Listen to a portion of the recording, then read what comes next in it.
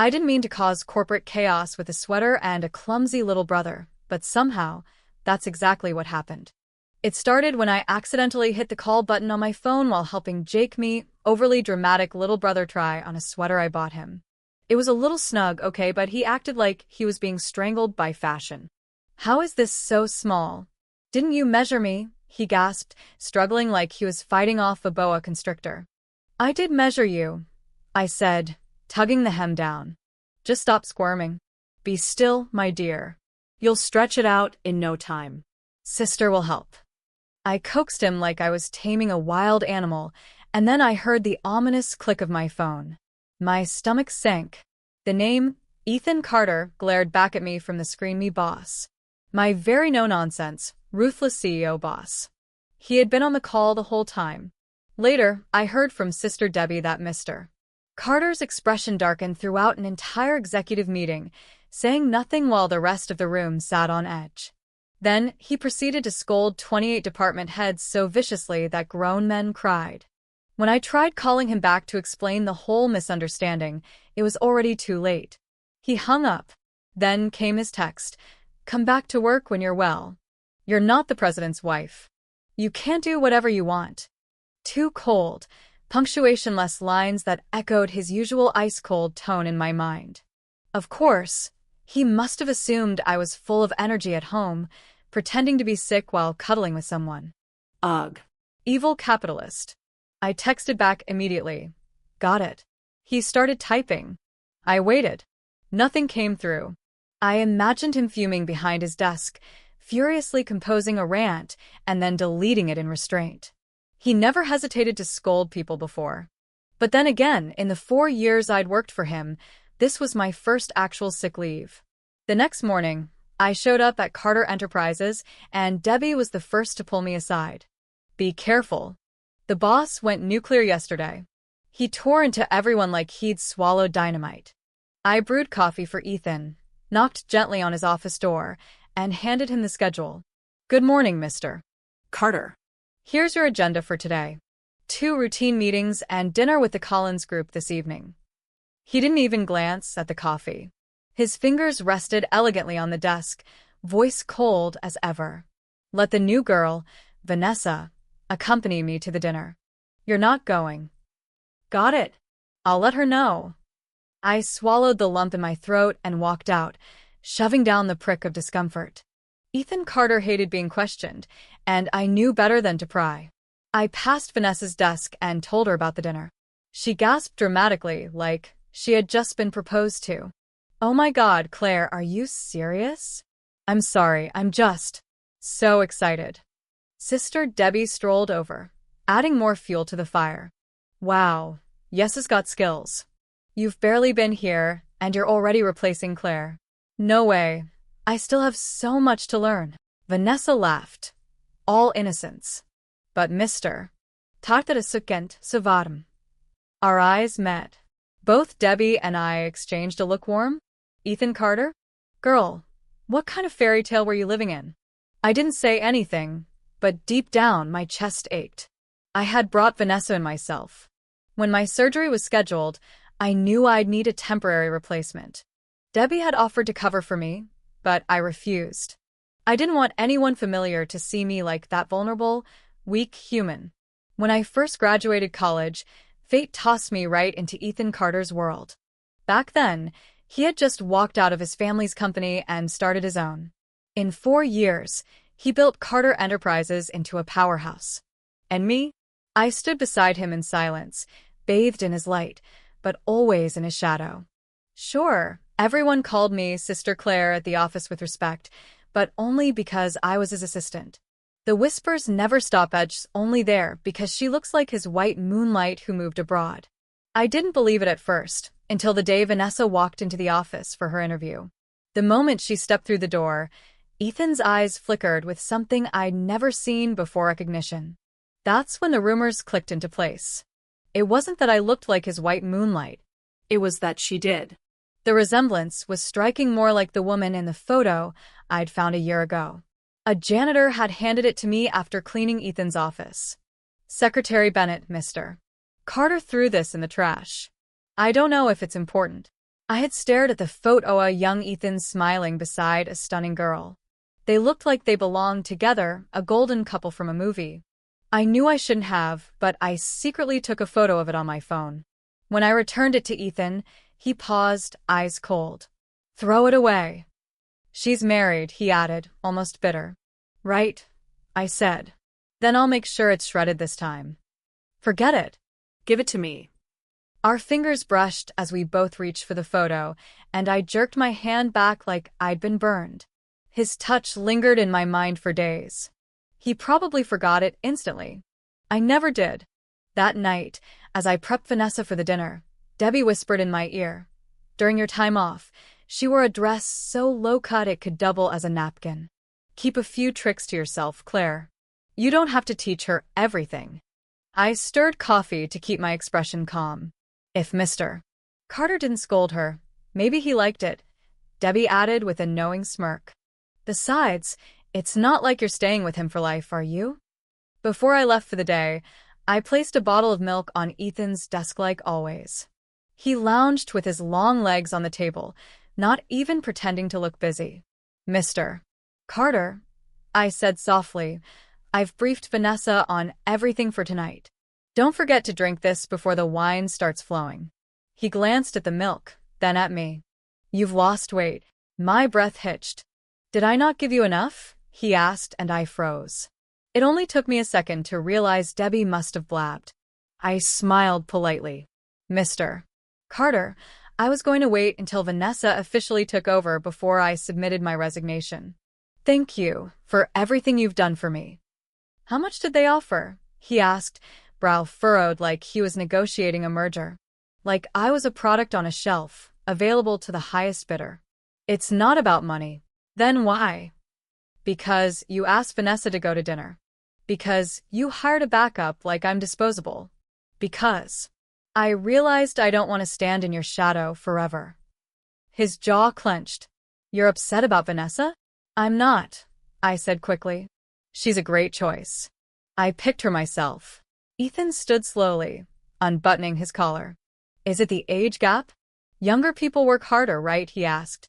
My face flushed. Was that a dig at Jake? At me? His tone was too casual, too controlled. I forced a smile. "Size doesn't matter, Mr. Carter." But young people, they do tend to be more energetic. Don't you think?" He smirked, and just before I could regret that entire conversation, my phone buzzed. "Jake." "I'm downstairs," he said. I left the office and spotted him leaning against a borrowed Bugatti, like a movie star. "That your brother?" One of the interns gasped. "Wow, Claire. You've been holding out on us." I shot Jake a glare. "What are you doing? Didn't you say a pervert was chasing you?" he asked, opening the passenger door. "I'm here to make sure they know you've got backup." "Where'd you get the car?" "Borrowed it. My boss owed me." He ruffled my hair like he used to when we were kids. "You got this, sis. Just call me if you need me." The wind whipped through my coat as I watched Ethan's Maybach glide past, Vanessa smiling in the seat beside him. My phone buzzed again, a message from a recruiter. I replied. Then I bought some beer and fried chicken, sat on the couch alone, and chewed through the bitterness. Just like always. But for some reason that night, even with a full stomach, I felt completely empty.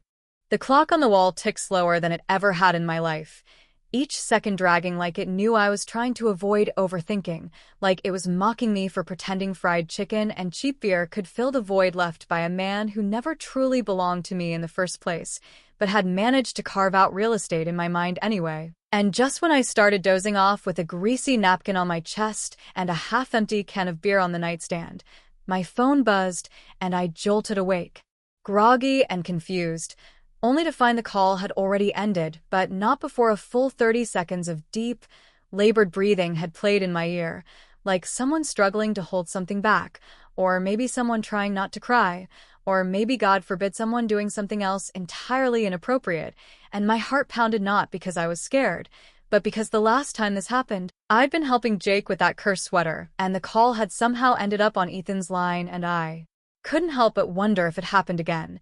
If the breathing had been him listening in, if he'd heard my silence or my sadness or my everything, and I sat up in bed with my head spinning, remembering how I ended up with his phone in the first place, a year ago when I still had my old cracked phone, barely held together by a screen protector that looked like shattered ice. And Ethan had tossed me a new one from his drawer with a single look of disgust and a comment that still echoed in my mind. Everyone knows your mind, don't make me look bad. And I had clung to that phrase for months, letting it mean more than it should, letting it justify every rejection I gave to recruiters who offered me more money, more freedom, more power, but none of them offered him, and that was what I wanted, at least until the moment he asked me to hire a backup in case I got too sick. Not if, but when. As if he already decided I was replaceable, disposable, temporary, and somehow that realization hit me harder than any business deal gone wrong or office gossip whispered behind my back, because it meant all the late nights and early mornings and quiet coffees and steady routines meant nothing to him beyond convenience. And I must have carried that thought with me into the operating room because for the first time in years, I really slept in. When I woke up, Jake was beside me, his eyes red and tired and filled with a kind of guilt I hadn't seen since the trial, since the day he stopped looking me in the eye, and I realized then that I'd spent so much time trying to stay beside Ethan that I'd let go of the one person who would never, ever replace me, and that was when I made the decision that I had to get out, not just for me, but for Jake too, to build something of my own, strong enough that no one could tear it down with a single phrase like, "You're not the president's wife."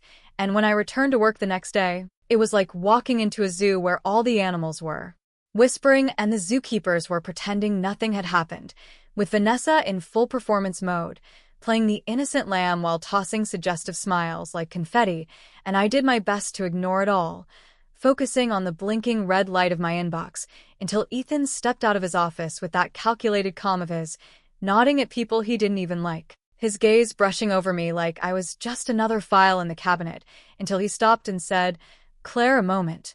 And I followed him in, heart steady but guarded, ready for anything except the storm that hit me when he slammed a folder down on his desk and growled, "You know Carter Enterprises is my territory, why are you doing this?" And I blinked, confused, until I saw the job offer printout inside the folder, complete with salary, title, and a congratulatory note, and I laughed softly, not because it was funny, but because it was so him to dig this up and confront me like I'd committed corporate treason. And I looked him in the eye and said, "Mr. Carter, your company offers great pay and opportunities." I just made the same decision any employee would make, and that hit him like a slap, because his jaw tightened and his voice lowered to a dangerous hush. "You're the same as everyone else." And I wanted to scream, "You're the one who made me feel that way," but I kept my tone calm, just like how you needed a backup for me. I need to think ahead too, and something flickered in his eyes, something raw and wounded and barely suppressed, and he asked, "So this company means nothing to you? Like it means to them?" And I wanted to scream again, to cry and shake him and demand why it only mattered now, why my worth only registered when I was walking away, but instead, I smiled bitterly and said, "Just like you said, I'm not the president's wife. I can't do whatever I want." And the room fell into silence, so thick you could cut it with a paperclip, and I almost turned to leave until I heard his voice, softer this time. "Are you mad because I hired someone to replace you?"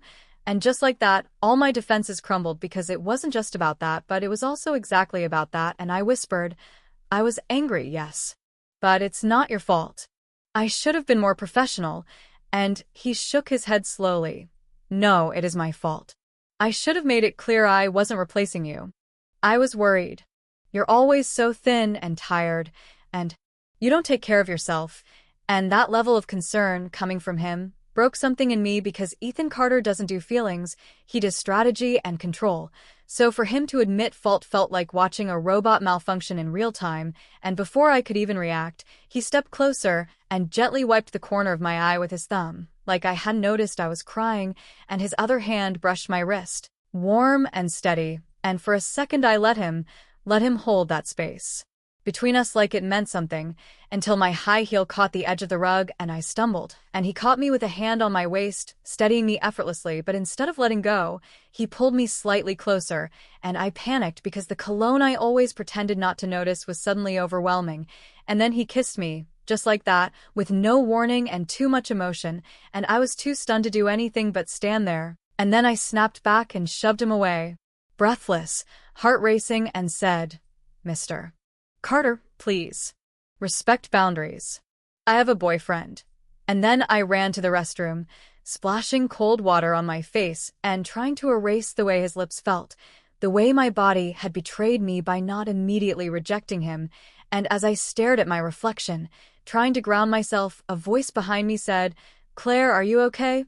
And there was Vanessa, holding out a makeup pouch, her head tilted in faux concern, and before I could answer, she leaned close and whispered, "Did Ethan tell you? We're getting engaged. He arranged my interview, said you'd take care of me because you're good at that. He didn't want to make it public yet, but he wanted me to tell you. He said if I hadn't gone abroad, he might have fallen for you instead. But my dad says my sister broke his heart, and I'm not allowed to repeat that mistake."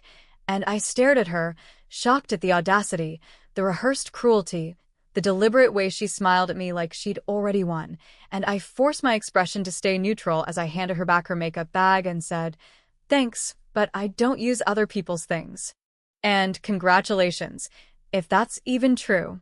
We were only discussing my resignation, not whatever this is."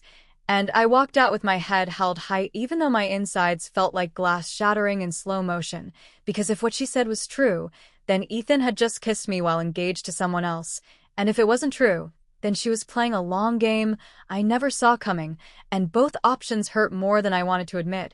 And just as I was about to reach my desk, Ethan texted me again, "There's a gala tonight.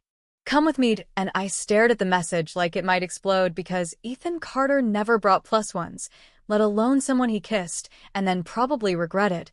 And as I stared at the screen, my reflection flickering in the black mirror, I whispered to myself, "What are you doing, Ethan? What are you really doing with me?"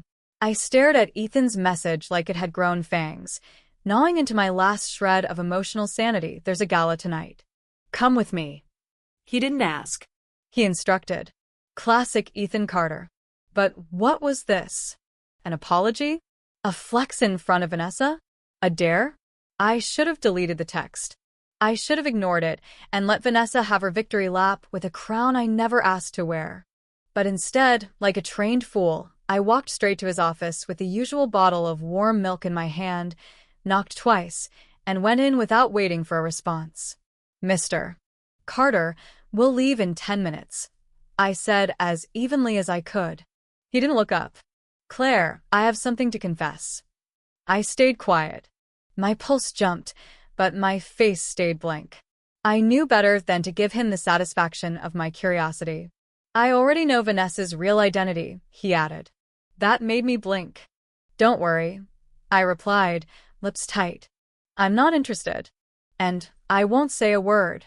Whatever makes the boss happy." His jaw ticked, like the word stung. "I didn't mean to lie to you," he said, looking up finally. "I just didn't want to make things harder for you." I tilted my head, the fakest smile I could muster pulling at my lips. "It's okay. As long as everyone gets what they want, right?" He said nothing, but his eyes followed me all the way to the door, as if he wanted to say more but couldn't find the words. I didn't look back. When we arrived at the gala, the silence between us was deafening. He didn't speak a word during the drive, and I didn't either. I was too busy mentally rehearsing ways to keep my composure if Vanessa started her passive-aggressive performance. And sure enough, not 5 minutes after we stepped out of the car, Vanessa came gliding toward us in a dress probably worth more than my monthly paycheck, fake surprise lighting up her face. "Oh, "Brother Ethan, why did you bring Sister Claire?" She chirped like a kitten hopped up on sugar. "She's one of us," Ethan replied smoothly. "It's a company event." Then she tilted her head, eyes sparkling with mischief. "Daddy's not coming tonight. He asked me to have fun for him." "Oh." "And remember you asked who drove Dad's car last week? Guess what I found out?" I felt her gaze land on me like a spotlight. "Sister Claire's brother is my dad's new driver. Isn't that crazy? Such a small world." Her words had claws, wrapped in cotton. My stomach dropped. She didn't just expose Jake, she did it publicly, loudly, where the vultures in the room could hear and pounce. Jake walked over at her wave, dressed neatly, posture straight, trying so hard to blend in, not knowing that the whispers had already started. Say hi, Jake. This is Mr. Ethan Carter, your sister's boss. Jake gave a polite nod. Sir. Ethan studied him for a second longer than necessary, then looked at me with something unreadable in his eyes. This is the boyfriend you mentioned? He asked, voice calm, too calm. My throat tightened. He's my brother, I said through clenched teeth. Vanessa clapped innocently. Oh my God, I thought you said he was your boyfriend. Didn't you tell someone that last week? Jake tugged at my sleeve. I saw the subtle panic in his eyes, and my heart broke for him. He didn't want to mess up. He didn't want to get me in trouble. Claire, let's go. I'll take the car around. But Ethan's voice stopped us. Stay, he said. Enjoy yourselves. Then he turned and introduced me to the board members. This is Claire Bennett. She'll be transferring to Carter International. I expect you all to support her fully. My head snapped toward him in disbelief. What was he doing? Making it official? Claiming me? I wanted to ask, but I couldn't. Not in that moment. Not with Vanessa seething quietly beside us. Suddenly, everyone wanted to toast me, to praise me, to act like they'd always believed in me. I clinked glass after glass, riding the wave of confusion, guilt, pride, and gratitude. Somewhere between the fourth and fifth glass, I found the courage to pull Ethan aside. Why did you do that? I asked, voice wobbling. Why would you announce that in front of everyone? His eyes softened. Because I wanted them to know you have my support. That you're not alone. That you're not replaceable. And maybe it was the wine, or maybe it was everything that came before, but tears welled up and spilled without permission. I'm sorry, I whispered. I should have talked to you. I didn't know you would. I couldn't finish. His hand reached out, then stopped midair. He didn't touch me, but his voice wrapped around me like a blanket. Claire, how could I hate you? You have no idea how much better, how much more you are than you give yourself credit for. I didn't get to respond. There was a sudden commotion in the middle of the room. Raised voices, a scream, the clatter of glass.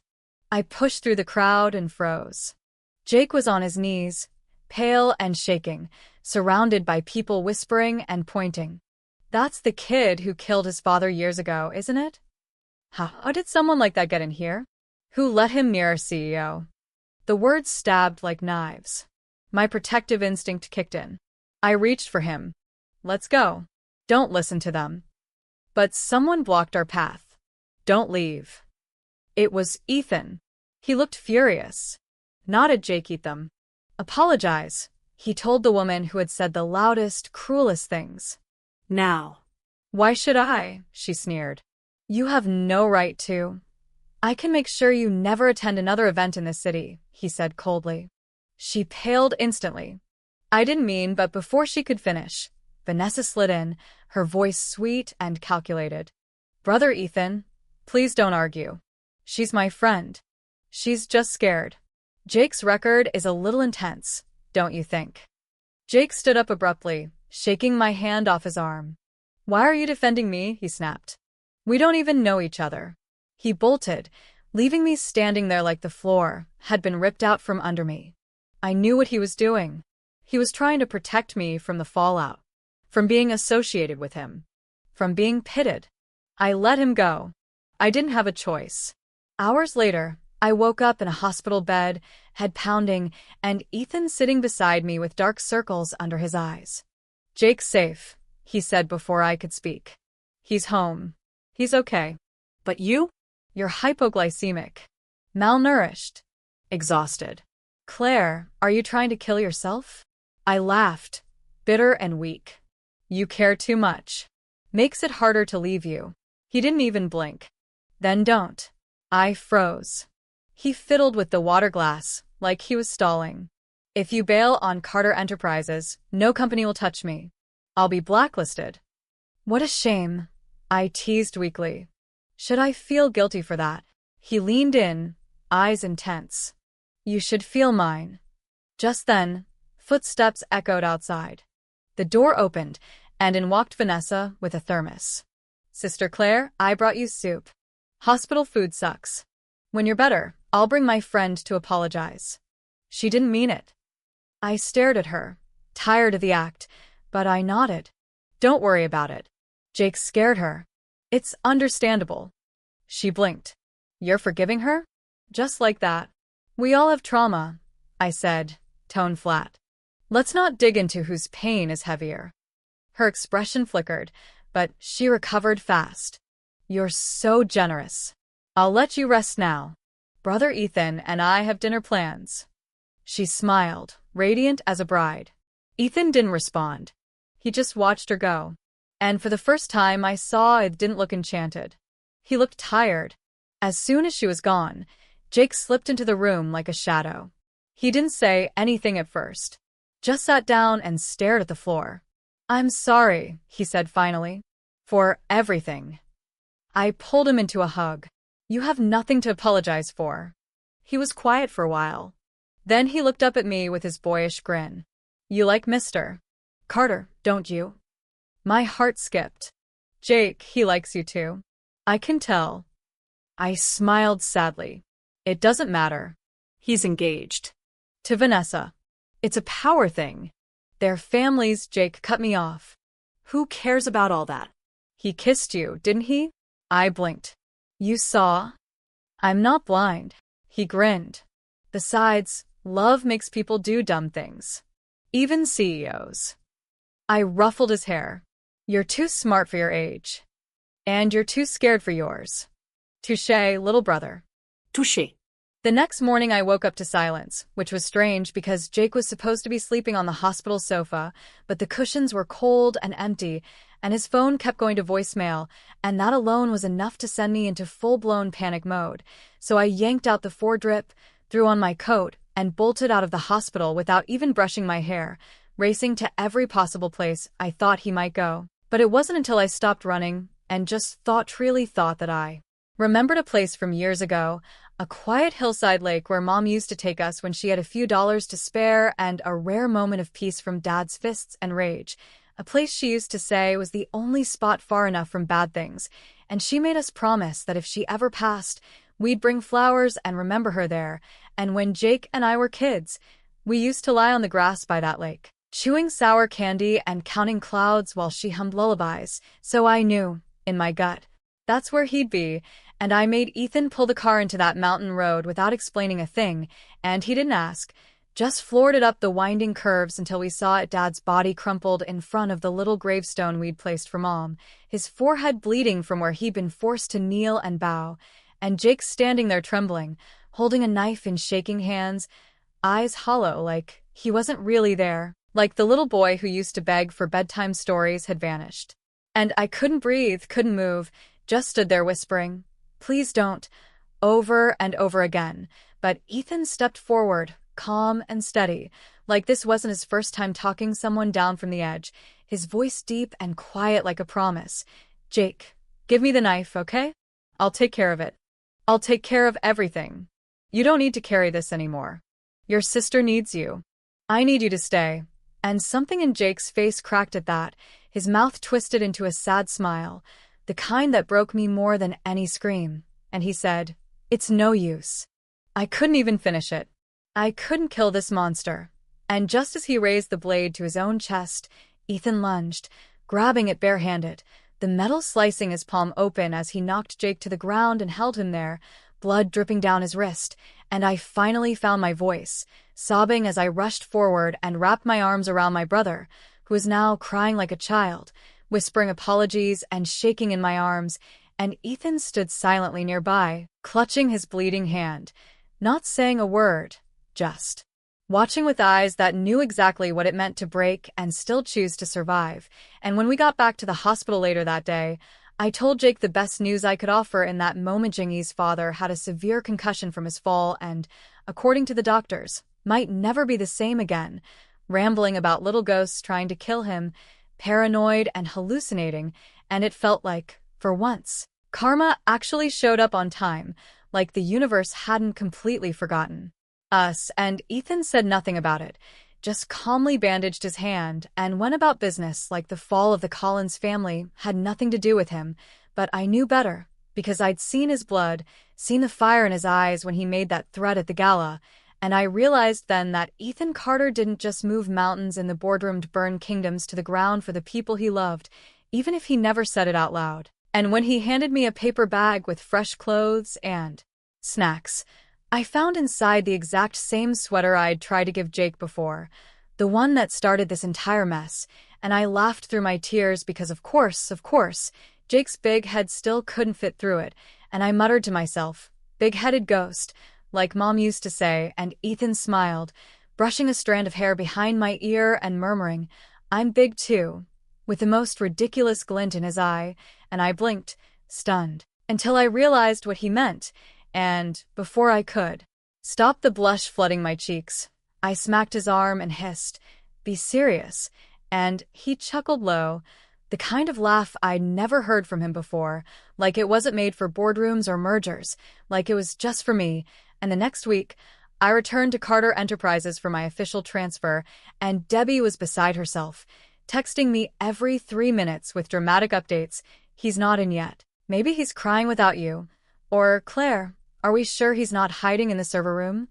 And just as I was replying with a snarky meme, a shadow fell over my desk, and I looked up to see Ethan standing there, smug and way too confident for a man with his nameplate still reading President, and he plucked my phone from my hand and whispered in my ear, "Dear girlfriend, I was just late handling paperwork," then pointed to the office door and added, "Today's task 1. Remove that nameplate and replace it with your boyfriend." And before I could blink, he dragged me inside, shut the door, locked it, and pressed me gently against the wall, his breath hot on my neck as he said, "Don't you want to ask me?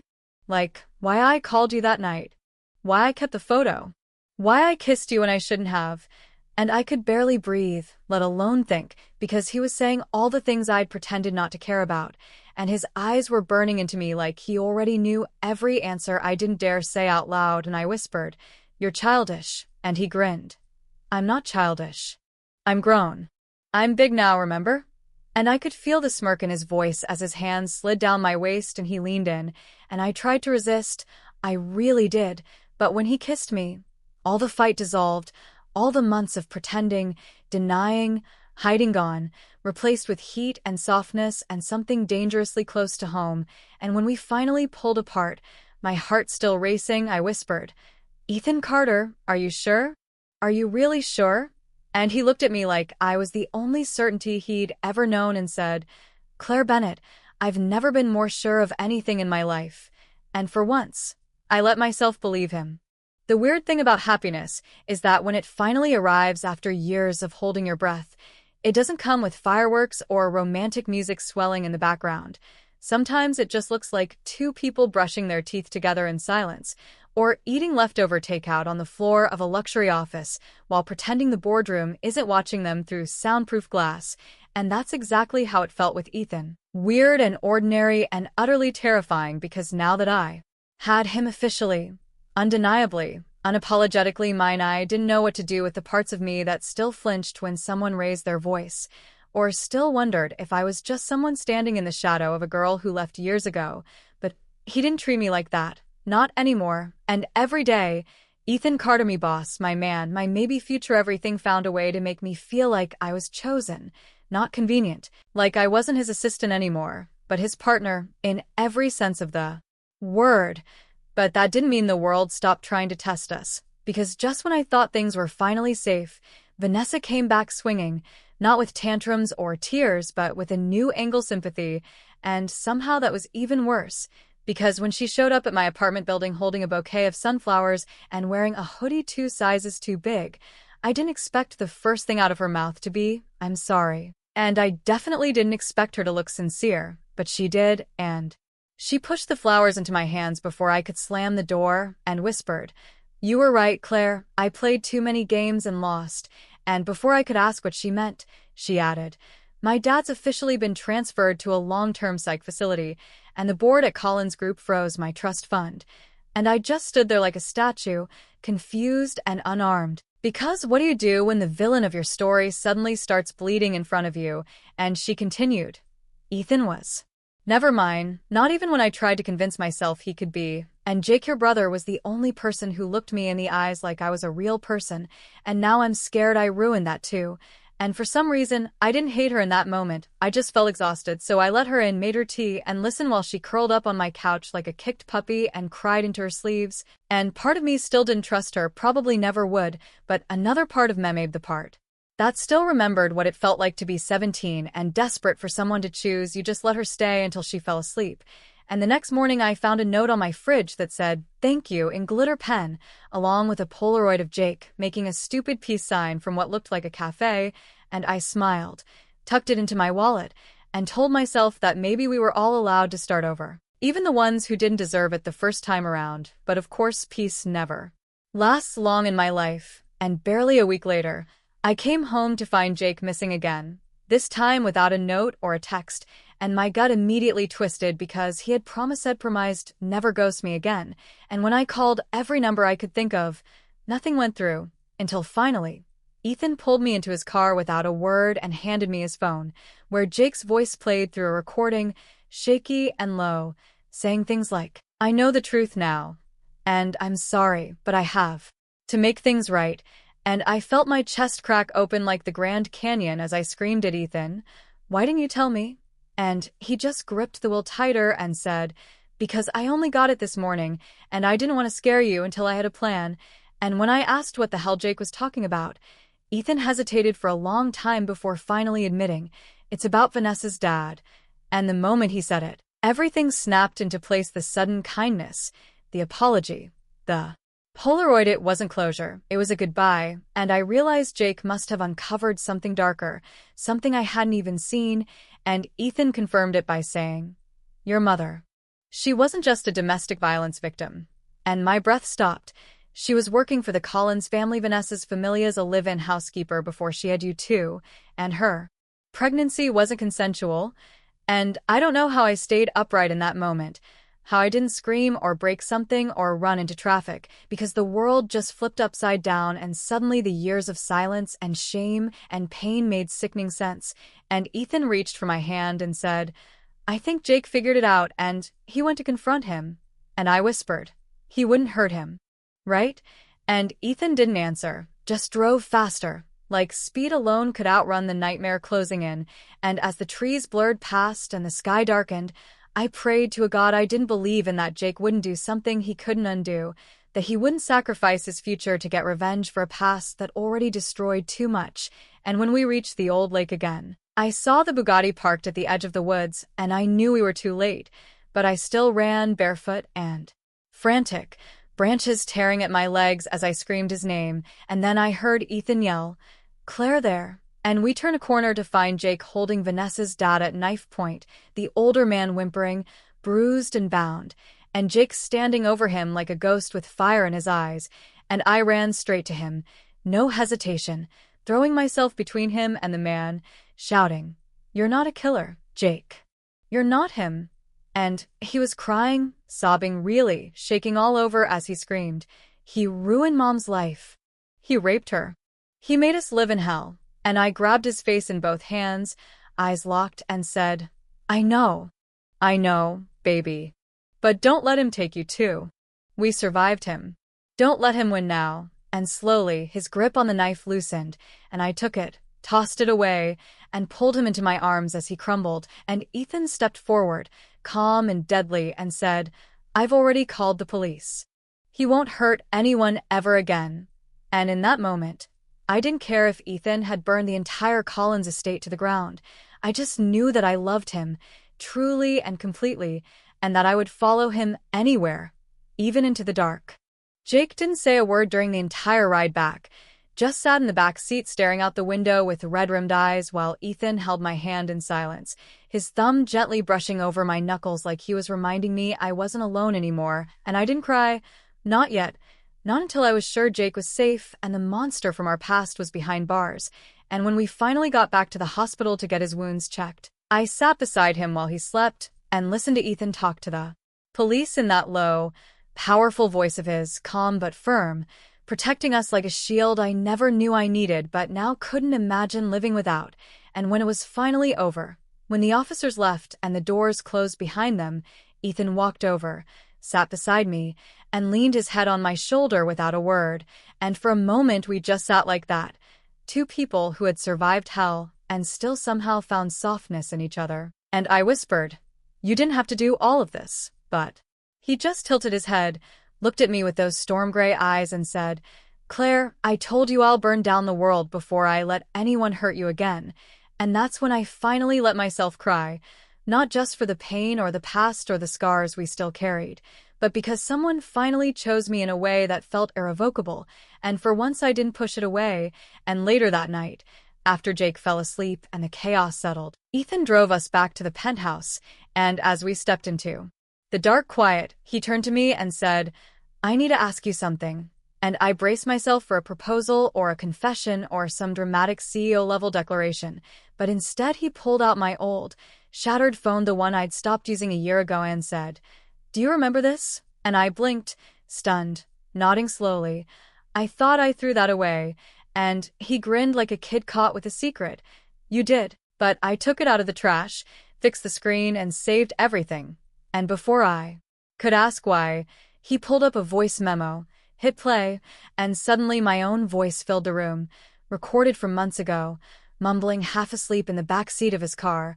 "You know, I think I'm in love with you, but it's okay. I know I'm just your assistant." And I nearly choked on my own breath as he paused the audio and looked at me with that same intense expression he always had before a high-stakes deal and said, "You were wrong about one thing. You've never been just anything to me." And before I could even form a response, he leaned in, kissed me like it was a promise and a homecoming all at once. And when we pulled apart, breathless and messy and a little ridiculous, I whispered, "Okay then, what does that make me now?"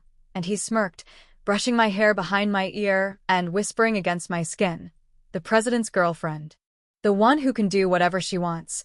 And I laughed, full-on ugly laughed, the kind that made my stomach ache and my eyes crinkle, and he laughed too, and we just stood there like two idiots in love who'd somehow survived the worst of life and still found each other on the other side. And the next morning, I officially returned to Carter Enterprises, not as an assistant, not as the ghost of someone else's memory, but as Ethan Carter's partner in crime. And Debbie nearly passed out when she saw me holding Ethan's hand on the elevator, muttering something like, "So the rumors were true, my OTP is risen," and I shot her a wink because why not? And the moment we stepped into the office, Ethan marched straight to the front desk, grabbed a screwdriver from the maintenance kit, and personally unscrewed the president's nameplate from his office door, handing it to me like a trophy and saying, "Today's first order of business, replacing this with Claire Bennett's boyfriend." And the entire floor erupted in gasps and giggles, but I didn't care. I was too busy trying not to cry again. And later, after we locked the door behind us and collapsed onto the couch inside his office, Ethan pressed his forehead to mine and whispered, "There's something else," and I raised an eyebrow, bracing myself for another twist, but instead he said, "That night you remember, the one where you thought you accidentally called me while helping Jake with the sweater?" And my entire soul left my body.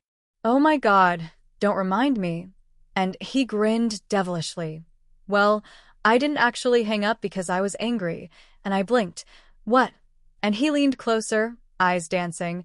"I hung up because if I'd kept listening to you cooing, 'Be gentle, sisters touching it,' I would have walked out of that meeting and come straight to your place and done things that would have ended my career." And I shrieked, smacking his chest while trying not to combust from embarrassment, "You are evil." And he just kissed me. Again, deeper this time, more certain, and whispered, "No, I'm just yours."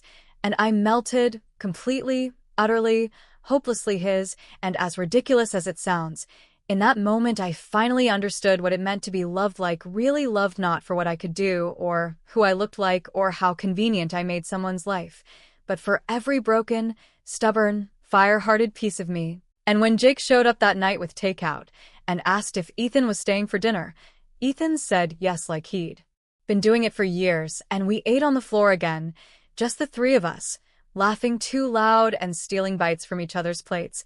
And when Jake raised a toast with his soda can and said, "To starting over," I clinked mine against his and whispered, "To choosing ourselves," and Ethan added, "and to loving out loud." And for the first time in a long, long time, I believed that we could.